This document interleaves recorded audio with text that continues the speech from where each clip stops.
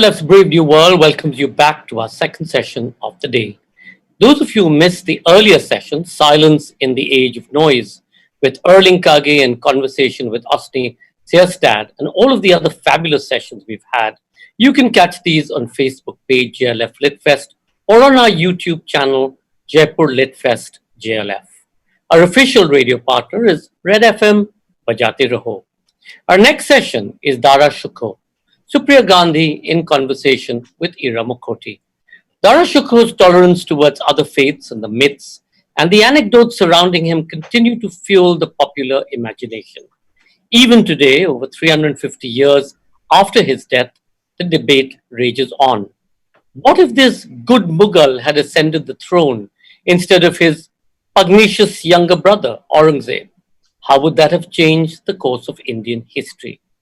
Supriya Gandhi is a historian of Mughal India and teaches in the Department of Religious Studies at Yale University. She is also the author of The Emperor Who Never Was, Dara Shukoh in Mughal India. Ira Mukhoty is the author of Daughters of the Sun, Empresses, Queens and Begums of the Mughal Empire, and Heroines, Powerful Indian Women in Myth and History. Her latest book is Akbar, the Great Mughal. Please do remember to comment and ask questions by typing it into the comment section. Do also follow our handles in case any of you drop off due to bandwidth issues. You can find us on our YouTube channel, Jaipur Litfest JLF, or if we drop off, just hang in there and you can watch us on Facebook. We do apologize for the last session, which went a little haywire, but we will have it reposted on Facebook in a while. Ladies and gentlemen, Dara Shukoh, Supriya Gandhi in conversation with Ira Mukhoty. Thank you so much. Thank you so much for that, Sanjoy, and good evening to everybody and to tonight's session on JLF Brave New World. Supriya, I'm truly delighted to be here this evening speaking to you about your biography of Dara Shukoh.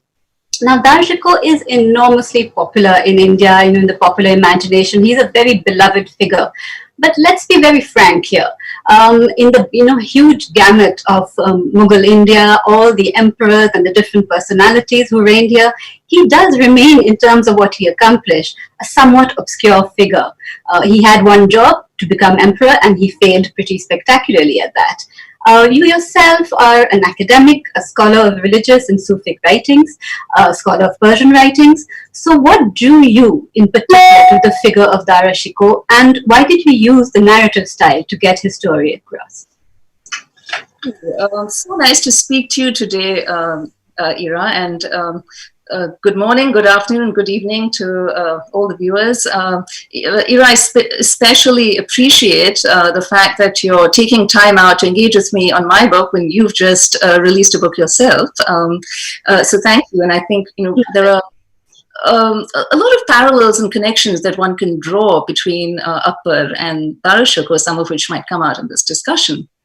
So to answer your question about why I chose this narrative style, which is of course not the most common format for academic historians, there are a couple of reasons. One is precisely because the story of Dara Shukoh and his brothers, especially the story of Dara Shukoh and Aurangzeb, has become like a kind of origin myth for the subcontinent. It's a story that's told and it's retold, and the ways in which it's told differ a little bit with one's ideologies or where one tends to be geographically. But so I felt that in order to really do justice to this, I had to tell it as a story hopefully with more texture, detail, and nuance, because that's what our job is as historians. We like to complicate things. We like to complicate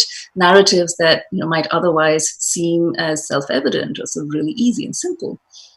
The other reason is frankly because I enjoy reading this kind of history, and for me, writing a biography or a narrative of history doesn't seem like work. It's like play or fun.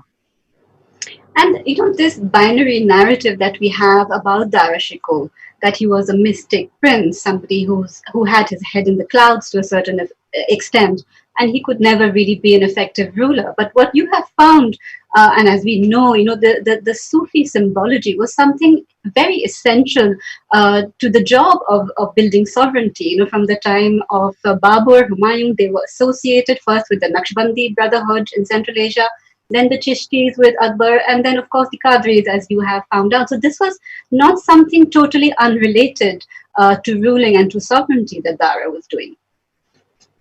Absolutely. Our modern ideas about Islam, about Sufism, and about the Mughals tend to make us ignore Dara Shukoh's actual context. So, by affiliating with the Qadri order, and by his formal affiliation was perhaps unique, but by engaging with Sufis and with his own spiritual development, Dara Shukoh was certainly not unique. He was following in the footsteps of his Mughal forebears, as you mentioned, Babur and the Naqshbandis, Akbar and the Chishtis. But Dara Shukoh was doing this in his own way. Part of his argument that he was destined to be a ruler who was unlike rulers before him meant that he couldn't really overtly follow the model of any of his ancestors. So, he couldn't quite just do exactly what Akbar did and say, I'm going to be exactly like my great-grandfather Akbar. Akbar did initiate various patterns that were followed by later Mughal emperors. And he went from being a devotee of Sufis to someone who really co-opted the charismatic authority of Sufis into his own persona. Now, Dara Shukoh sort of does the same, but in a different way. So he becomes a Qadri disciple. He's actually introduced by his father initially to the Qadri Sufi Mia Mir, and then through him also makes the acquaintance of Mullah Shah Badakhshi. And then he tries to show retrospectively that he is the most sincere Qadri disciple, much more than other emperors or rulers. And then he branches out, and eventually, by the time of his death, when he has translated the Upanishads into Persian, he's sort of making these very grandiose spiritual claims. So there is an evolution in his thought and in his practice, but he's definitely drawing on practices and symbols that other Mughal emperors have as well. And as you say, as his father has done as well, because when we read your book, we realize that it is Shah Jahan who introduces him to Mia Mir at a time of great grief for personal loss for the prince when he loses his daughter, I believe. And it is Shah Jahan who introduces Dara Shukoh to Mia Mir. And then there's also Jahanara. So it was very interesting to see how this entire imperial family, really, the ones who I would assume had the most power at the time as eldest prince, as favorite princess, and as the emperor. These are the ones who are openly, in a way, going to Mia Mir and asking him for, his blessing. So that was a very interesting family dynamic that you brought out. Absolutely. And if one just looks at the official accounts, at Shah Jahan's accounts, we only get the barest contours of this. But when we juxtapose Dara Shukoh's own writings with an unofficial chronicle that was written by somebody who was both an imperial servant, who worked in the imperial household, and who also was a disciple of Mullah Shah, we can uncover all kinds of other details, intimate details really, of how the imperial household sort of becomes greatly connected with the household of this Sufi. And there's a double process that's going on here, because initially the Sufi Mullah Shah is a little bit reluctant to yield to these very, very powerful people. And that's a trope. It's an old idea that Sufis preserve their independence, they preserve their spiritual authority by having a little bit of distance between themselves and the rulers. But then he gets co-opted, and we see a change in both sides, really. We see Shah Jahan and Jahanara also coming increasingly dependent on the Sufi, and wanting him to winter with them in Lahore every year and that kind of thing. And we see him change as well. From being proud and aloof, he comes to actually depend upon them as his patrons. That's right. And I think at one stage he even requests Jahanara to build a khanka for God, he says, but it'll be his Yes, khanka, absolutely. right? So Absolutely. can you tell us a little bit more? Because, often these biographies of great men tend to forget all the women, around them. It's very, very common. But you brought out this story of Jahanara, which I find so fascinating, to think of this unmarried Shahzadi, who has these great spiritual longings and who also writes about them in, dare we say, quite erotic terms, so I find her story really remarkable, and I like the way you have brought her in almost in parallel to Dara Shukoh in a certain way. Yes, absolutely. So these two siblings were extremely close, and Jahanara was really very close to all her brothers. She sort of stood in for her mother after her mother's death. Um, but she and Dara Shukoh traveled on their spiritual path together. They both wrote their first books. They completed their first books on exactly the same date. It was the 27th of Ramzan, which, the end of Ramzan being an auspicious period, and that was a day that Dara Shukoh liked to choose for the formal completion of a lot of his writings. And one can piece together little bits from her spiritual autobiography, that we get a sense that she and her brother were reading, were thinking, were cultivating their Sufi piety at the same time, and really working together. So it's very hard to look at Dara Shukoh's own spiritual development without that of a sister. And while she is often very humble in acknowledging her brother's influence and acknowledging him as a spiritual authority, as somebody who mediated between her and Sufi peers, I think that should not detract from her own considerable achievements and influence. Correct. And I think both the siblings at some point in their writings point out that they are more accomplished spiritually than their father, which is saying quite something when their father is Shah Jahan the Magnificent. Yes, absolutely. Shah Jahan, the Sahib Quran, but Jahanara, in this mystical vision that she has, sees that she is lighting the lamp of the Timurids. So she's an unmarried woman. She's not an heir. She's never going to actually rule. But she views herself as playing this very important role in the Timurid lineage. So, though this Sufi journey of Dara Shukoh's, lasts for quite a long time, but it is certainly not the end of his spiritual searches. He then goes on to the Indic thought processes, which you have delineated to quite some extent, because it is a long one, which culminates in some pretty extraordinary writings. Yes, absolutely. There are some subtle indications when Dara Shukoh is still very deeply involved in his Sufi journey. He is affiliated with the Qadri order. He is writing books that deal with the lives of his own Sufi peers, and it also established the superiority of the Qadris. But you get a sense that he's branching out. He branches out first by corresponding with other Sufis, not just his own Qadri peers. Sheikh Muhibbullah Allahabadi, for instance, the great Ibn Arabi scholar, as well as another Sufi named Shah Dilruba. And then he's also starting to engage very subtly with Indic ideas. The concept of the Trimurti, for instance, that he very subtly weaves into his tract on the Sufi quest. And then he, with his dialogues with the Vaishnava ascetic Baba Lal, you can see that he has really started to delve quite deep into Indic thought. He's not only familiar with the Sant Kabir, he's familiar with the Ramayana, he's familiar with other Indic texts, of course, many of which existed in Persian translation already in the imperial libraries, and he starts delving more deeply. Until his sort of magnum opus, the translation of 50 odd Upanishadic texts that he anthologizes and translates into the Sidr-e Akbar. This is the work that unlocks all secrets, including the allegorical mysteries of the Quran itself. So this, according to Dara Shukoh, is really the key to all monotheism, and it serves to underline the prince's own spiritual prowess, because if he now has these keys, he really has arrived at a very special station. That's right, and we remember this translation of the Upanishads because, of course, being in Persian, it was accessible to a European audience, and this becomes very well known. It's something we remember about Dara Shukoh.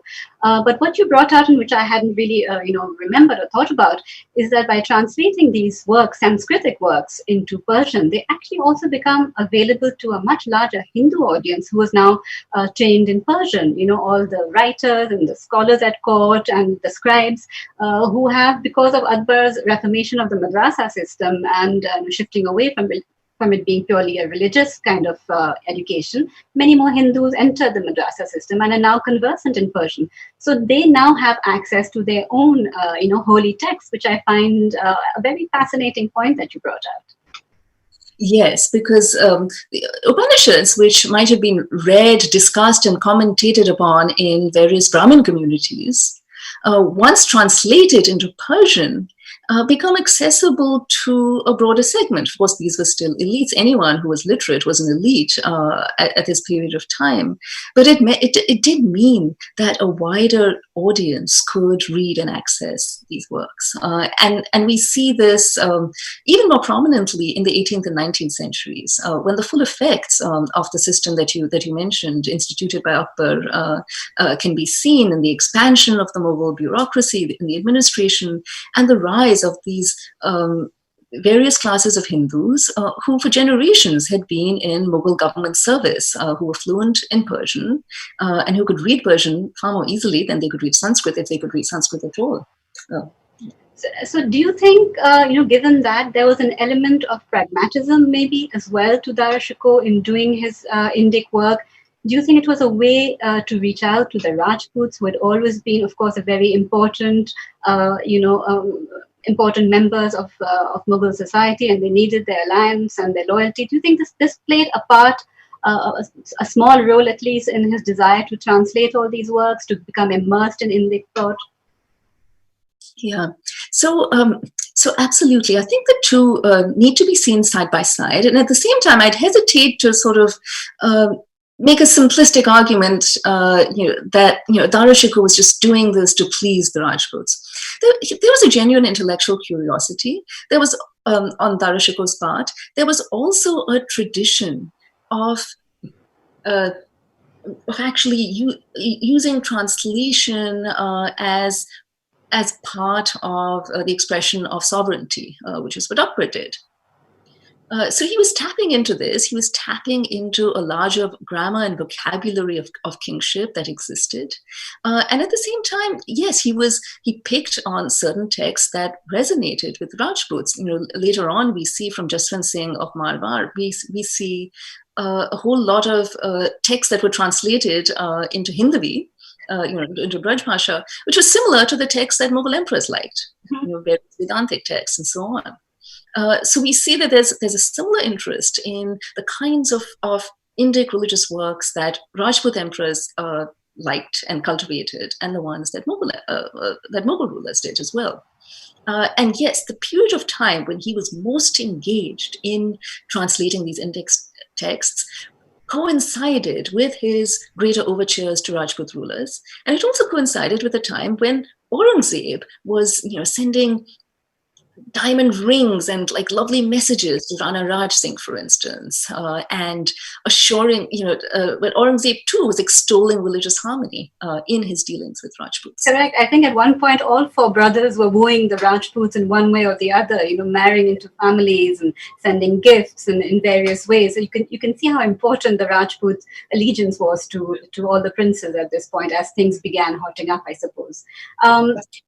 But so at the same time as he was doing all these translations to the later part, so in a way it's also a form of sovereignty. It was a way in which he was ruling in a way. And you propose in your book that actually we don't have to imagine what would have been India if Dara Shukoh was ruling. You propose that actually he was co-ruling with Shah Jahan at a certain time.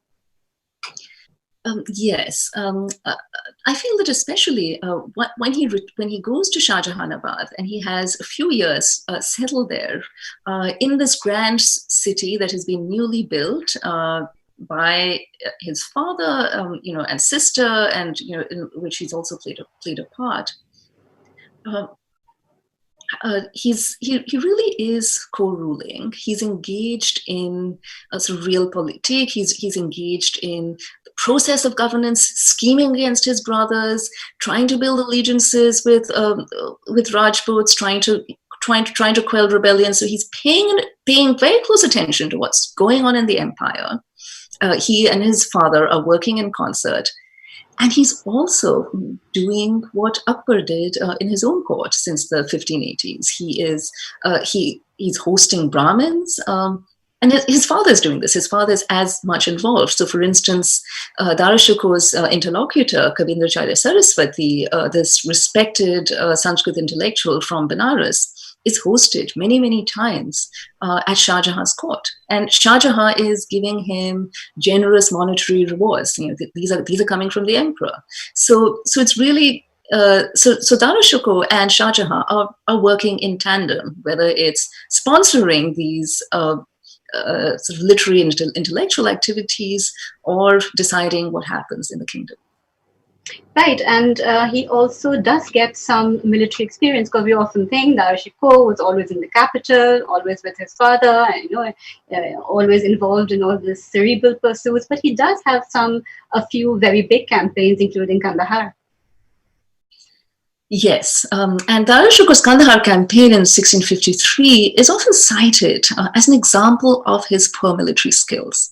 And it's very true that he didn't get the military experience that his brothers, especially Aurangzeb, did have, because he wasn't sent off to a distant province to govern it and to sort of manage on his own and build a network and so on.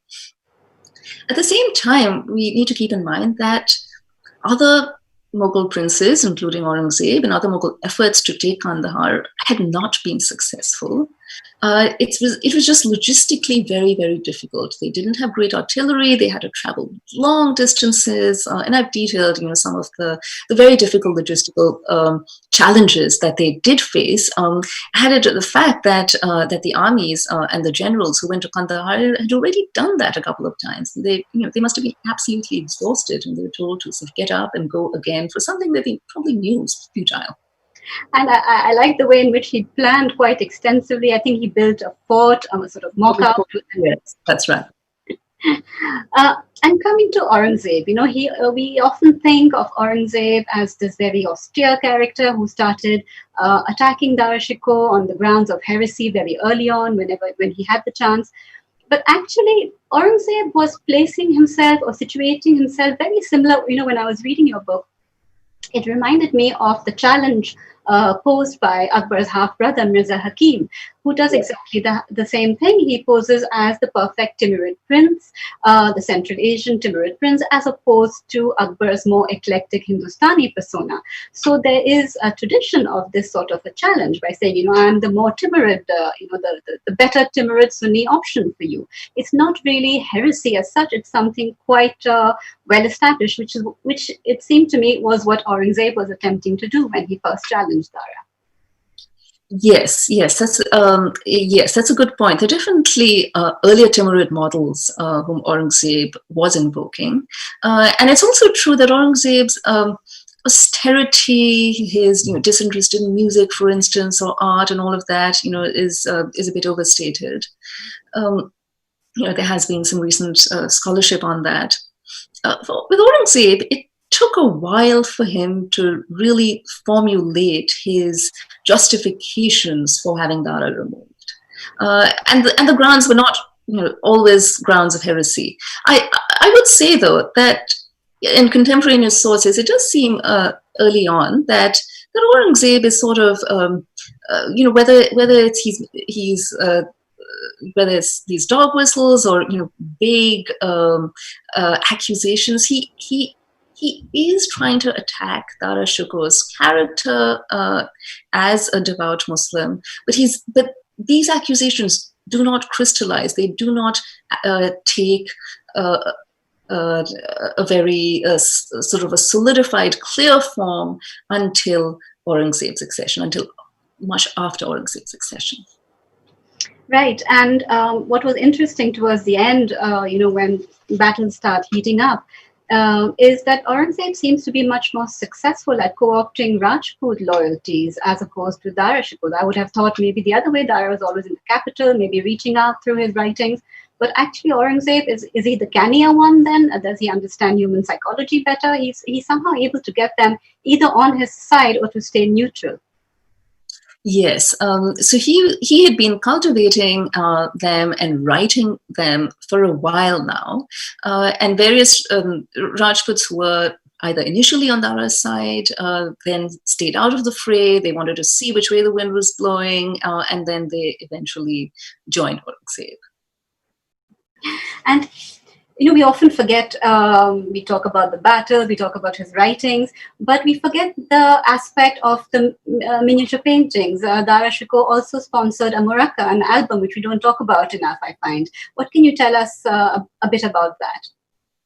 Well, the Muraka, I think dates to an earlier period. So Dara Shukoh's work as a patron of art is one that I touch upon in the book. I didn't, for various limitations, I could have made a whole separate book just really on Dara Shukoh as a patron, because you have lots and lots of paintings that survive, and there are various stages.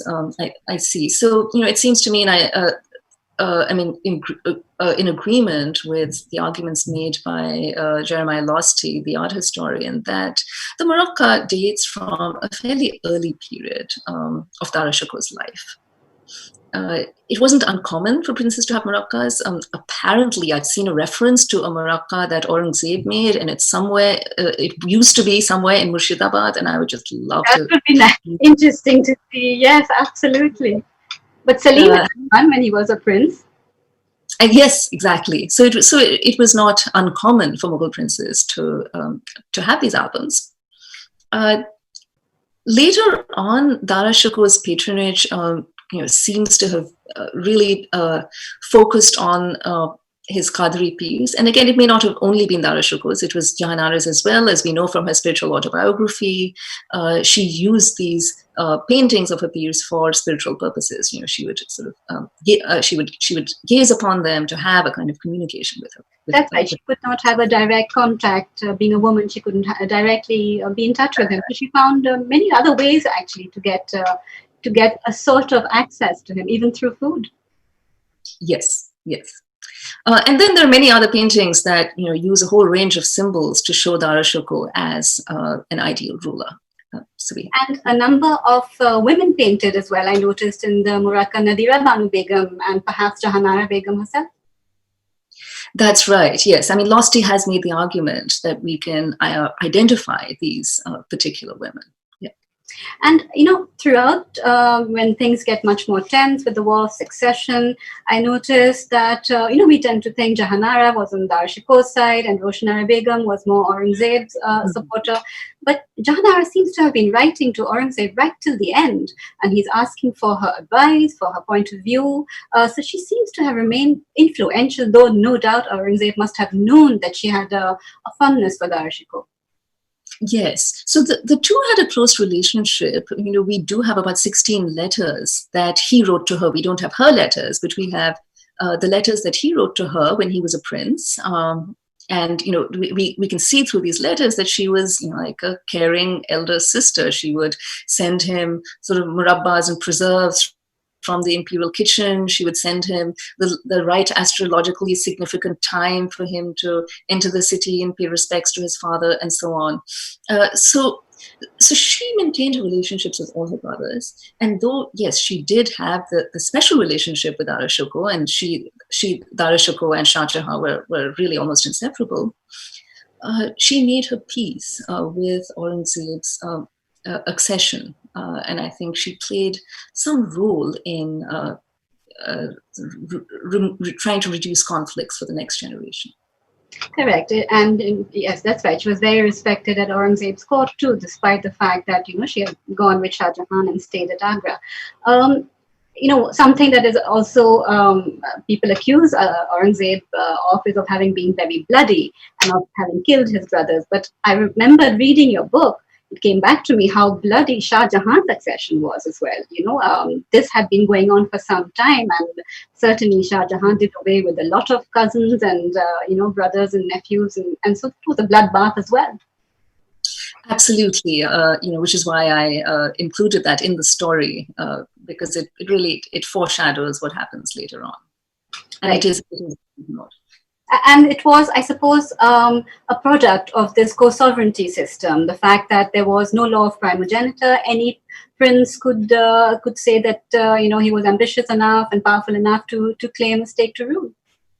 Right, absolutely. A final question. I think we have just a few minutes before we go over to audience Q&A. There's a lot of excitement lately about the possibility of having located Dara Shukoh's tomb. So you see, this is still something which is very interesting to people. But what I found very moving when I read your book was that you, of course, remind us that Dara Shukoh would not have wanted to be buried in Humayun's mausoleum. That was more for Humayun and the lesser members of the family, and the Mughal family. Padshahs and great men were supposed to build their own tomb. And you say he would have liked to be buried in Lahore next to his peer. Yes, possibly, and of course that's where the tomb of his wife is, where Nadira Begum was buried. Yes, I mean, Dara Shukoh, no doubt, would have envisioned for himself a grand mausoleum. Now, as to the controversy about the tomb, again, it's fascinating, and I think there are a number of things going on here. One is, the genuine effort and discussion, whether it's by scholars, people who are interested in locating the tomb, which I think is fantastic. And I did hear a report of a certain engineer who, an enthusiast. Yeah. So Mani Mukta Sharma, who sort of got a little quote from me in the Times of India, did mention that to me. And I had a chance to start reading his report, which is really a labor of love. So I have my opinions about using literary sources for this. Regarding the tomb, there is so there are some challenges, and he's pointed out some of the challenges in looking at literary sources and taking them at face value. None of the sources really does identify an exact tomb. We do have some suggestions in the news reports of Alamgir's reign that there might have been an actual gravestone. So the Alamgir Nama talks about Dara Shukoh being buried without ceremony and so on, and it talks about him in a rather sort of nasty way. And it talks about him being interred in the Tehkhana, which is in kind of this vaulted plinth underneath that of Humayun's tomb. And it also says that that's also where Murad and Danial are buried. But this has led a lot of people to believe that Dara Shukoh's tomb must be one of three, or it must be in a group next to Murad and Danial. And I think we can't really draw that conclusion from the Alamgir Nama. So this is just an example of some of the difficulties and challenges. One could possibly, and this is where others might have more experience, one could possibly look at the architectural features of the tombstones.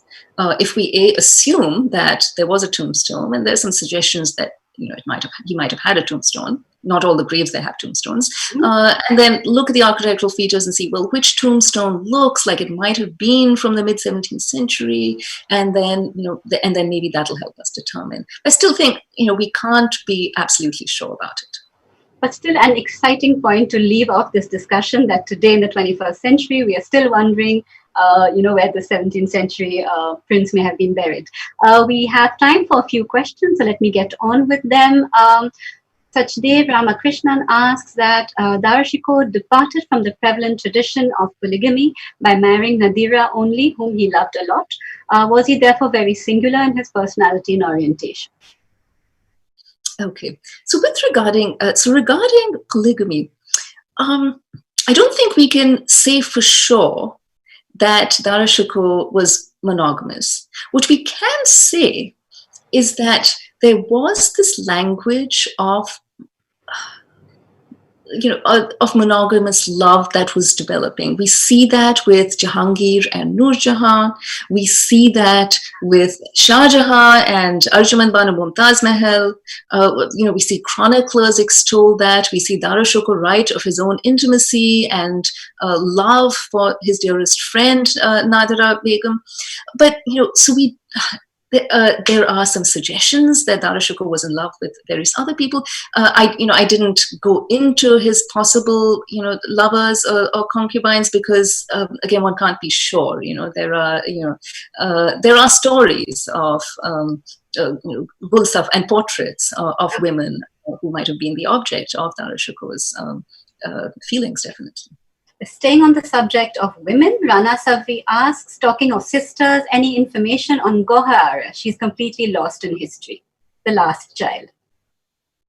That's absolutely true. And actually, I've heard that Rana Savri has asked me this before, and I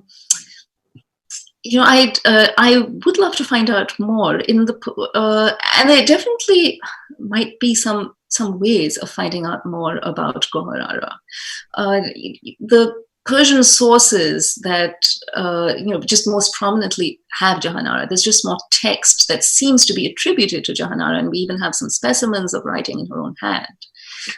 So that's what stood out most greatly to me. And then there are European accounts and things that mention the other sisters, but I wouldn't consider them as reliable. Bilal Afzal asks, kindly tell us more about Mian Mir. It's true we haven't talked a great deal about him. So Mian Mir was the pir of a branch of the Qadri order. He was originally from Sindh. He was based in Lahore, and we really know a lot of what we know about him is through the contemporaneous writings of Dara Shukoh, whom he apparently cured miraculously when Dara Shukoh was very, very unwell. And then they had a very close relationship. But then Mian Mir, who was already ailing and quite old, passed away soon after that. So Dara Shukoh had much of his relationship with Mian Mir by visions, or visionary dreams. And in his honor, he built a mausoleum that still exists in Lahore, and that I've had the privilege of visiting recently. Om Prakash Parikh asks, is it true that his mentor in Sufism, Mian Mir and Mullah Shah Badakshi laid the foundation stone of the Golden Temple in Amritsar? What's the story behind that? Well, so that's something that I've been interested in following up. And again, I haven't found anything about that in contemporaneous Persian sources. It is present in various Sikh sources, and I've actually asked some scholars and experts, on the history of Sikhism. So it doesn't mean that one can rule it out completely, but it's interesting that the Persian sources don't highlight this. Mm-hmm. Rachita Chauhan asks, as an emperor, one is in a way a soldier who might need to lead his men to war. How does someone who is an intellectual and a mystic command? Mm-hmm. Well, I think, this reflects the idea that you can either be a soldier or you can be an intellectual and a mystic. And Mughal rulers really tended to combine both. Shah Jahan too had a great interest in a whole range of things, in the patronage of painting and architecture, for instance. We know of Akbar, who very successfully combined both these attributes. And Aurangzeb too, apparently, especially in the early years of his reign, was very loved the poetry of Maulana Rum, of Rumi, and again, so he had intellectual interests and pursuits also. Sanya Gupta asks an interesting question. She says, could you comment on the rivalry between Dara and his siblings? Was it simply between Aurangzeb and Dara Shukoh, or were the others involved as well? We tend to forget the other two brothers. Forget the other two, absolutely. So as the young princes matured, they really didn't see very much of each other. And this was perhaps partly by design, because Shah Jahan knew from bitter experience that a sitting emperor too could have rebellious sons, he himself had been a rebel against his own father, and his own father had also at one point been a rebel against Akbar. So there was that consideration. But it is true that Aurangzeb, at the crucial moment, managed to build alliances. They might have been alliances based on mutual resentment rather than any other kind of deep bond. He managed to build alliances between with his brother Murad, and he managed to rope in Shuja as well. So. He was perhaps more far-sighted in doing that. Jahanara, as the sister, was able to maintain good relationships with all the brothers. With all of them, yes. Om Prakash Parikh also asked, what was the reason behind the betrayal by the Afghan chief Malik Junaid, who handed him over to Aurangzeb because it said that Dara had saved him from the eye of his father Shah Jahan? What went wrong? So we can't, quite get into his mind over there, and it is true that he did, owe his life to Dara. But actually, I think this is just what happens when people crumble in the face of authority, and he knew who held the reins of power at that point. Satdev Ramakrishna asks, I think, a question which a lot of people wonder. Mughal history would have been arguably different if Dara Shukoh had become emperor. We have talked about it a little bit. While he was a great patron and promoter of the arts and culture, did he have the steely determination and ruthlessness to keep the Mughal empire intact? So I think we can argue that Dara Shukoh definitely had the desire to rule. He had the desire to be emperor. He did have the desire to wield power, to have control over the various aristocrats and chieftains and so on. Whether he had the military skills and acumen, that Aurangzeb did have, it's sort of hard to say. He did develop a lot of these skills during the course of the battle for succession, of the struggle for succession, by I think we have time for one last question by Vachita Chauhan, who says, would you say that his intellectual pursuits blunt his military expertise? Was he being complacent, shaping himself as an administrative emperor as opposed to being a military commander? So a little bit of a similar question, but something about his complacency. Perhaps sometimes we get the feeling that there's a bit of hubris involved, that he thinks he has achieved a lot of what there is to be achieved already. Well, I think definitely, there is something to be said for being always the favored one, that can color one's own perception of oneself and one's abilities. And I think this complacency is, not just on the part of Dara Shukoh, but on the part of Shah Jahan as well, because we have this model that's for succession that it's brutal. It's certainly efficient in a way, as the scholar Monis Faruqi has pointed out, in making sure that the prince with the best networks and abilities manages to succeed. But it's a system that Mughal emperors tended to undermine themselves. So if Shah Jahan, had really wanted Dara Shukoh to manage in the system, maybe he would have given him some more autonomy, or told him more to go off and do things on his own, but he didn't. Well, that's all we have time for, Supriya. Thank you so much for discussing all these fascinating aspects of Dara Shukoh. Over to you, Sanjay. That was truly just absolutely fascinating. And I think the two questions that must be on everybody's mind is, one is that Aurangzeb, being such a totalitarian, was that one of the reasons for the fall of the empire after he left? And the second is, what's the role of the court? And you both just touched upon it.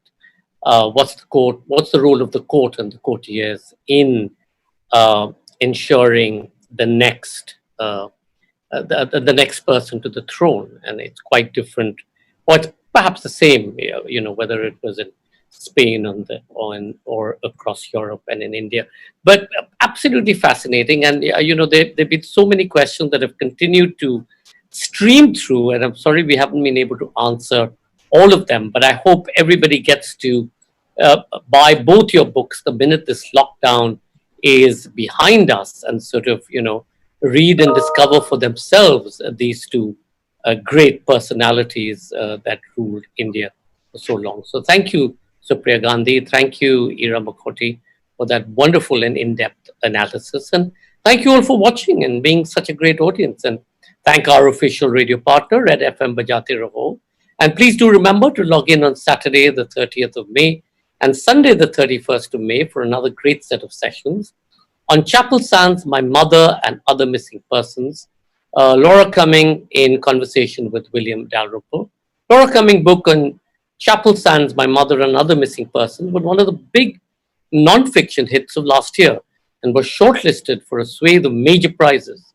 She will discuss unearthing family secrets, which all of us love, I'm sure, with author and historian William Dalrymple, and that's at 7:30 p.m. Indian Standard Time, 3 p.m. British Summer Time, and 10 a.m. Eastern Daylight Time.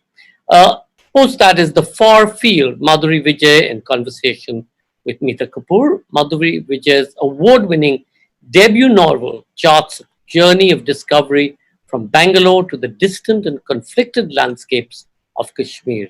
In conversation with Meeta Kapoor, she speaks of the craft of fiction and shares her inspirations and learning while writing her first book. This will be at 9 p.m. IST. And now we have a very special sequence from the Jaipur Music Stage Archive for all of you who wish to stay logged on, featuring Joaquin Rui Trio with Joaquin Rui, a famous flamenco dancer from Spain, who brings to life Caravana, a live musical show interlaced with Mediterranean sounds, Arabic and Balkan melodies, and Iberian and South American folklore. Enjoy, have a wonderful rest of the week, stay safe, and see you back on Saturday.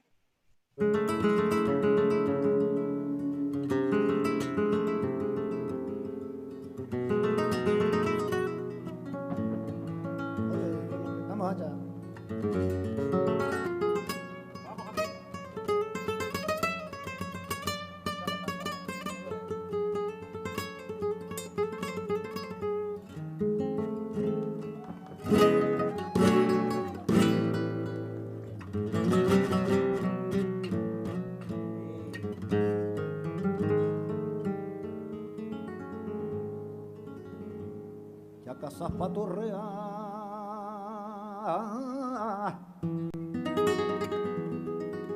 que yo me voy a la marima,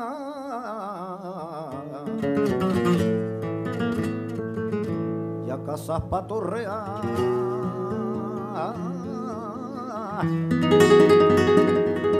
me gusta que caiga el agua porfa mi perra de nada, allí en la boca me lo traiga.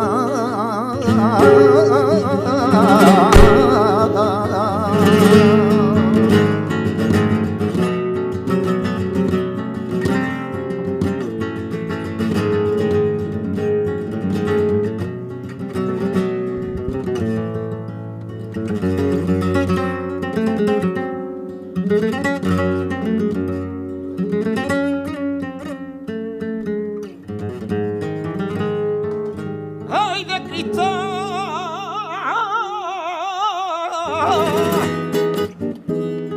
mis lágrimas voy echando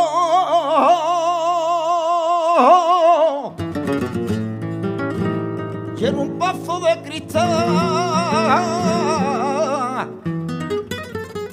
y ahora la echo en el suelo. Ay, porque de tanto llorar y el vaso lo tengo lleno.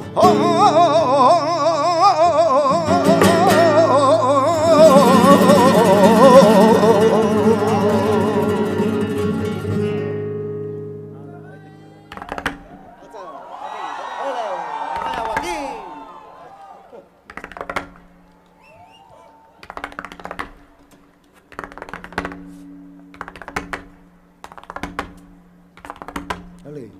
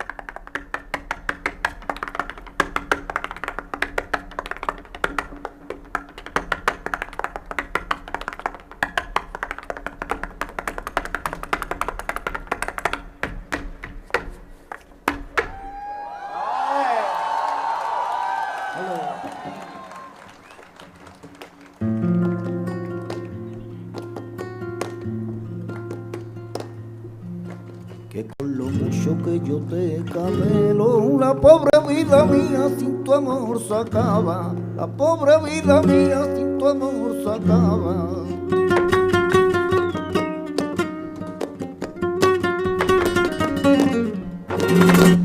Yo le pido a los cielos que vuelva vida mía, que tu amor me falta. Que vuelva vida mía, que tu amor me falta.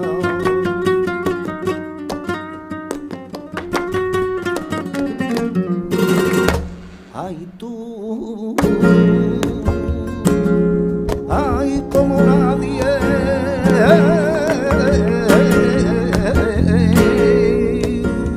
ay tú,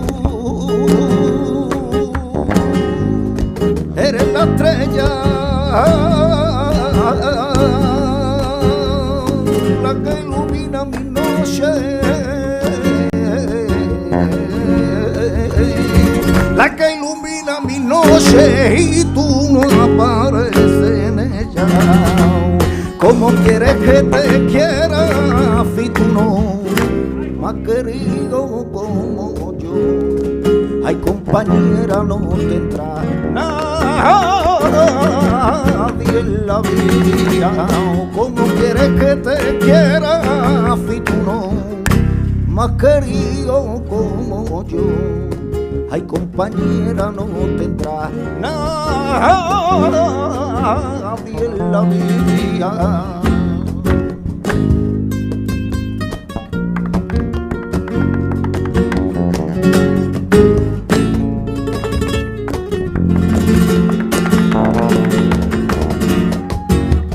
Vamos allá, dale.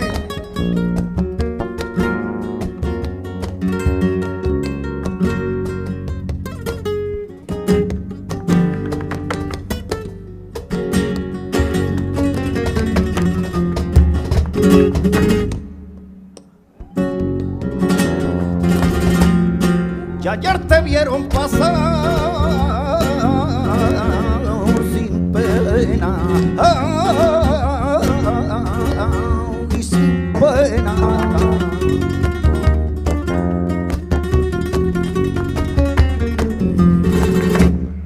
Ya te olvidaste de mí, condena.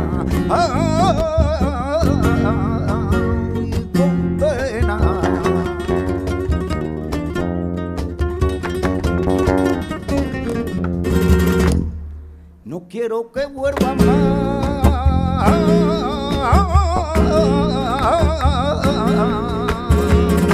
a verme, dejarme sola llorar, dejarme sola llorar y vete. ¿Cómo quieres que te quiera si tú no me has querido como yo? Ay, compañera, no tendrá nadie en la vida. ¿Cómo quieres que te quiera si tú no me has querido como yo? Ay, compañera, no tendrá nadie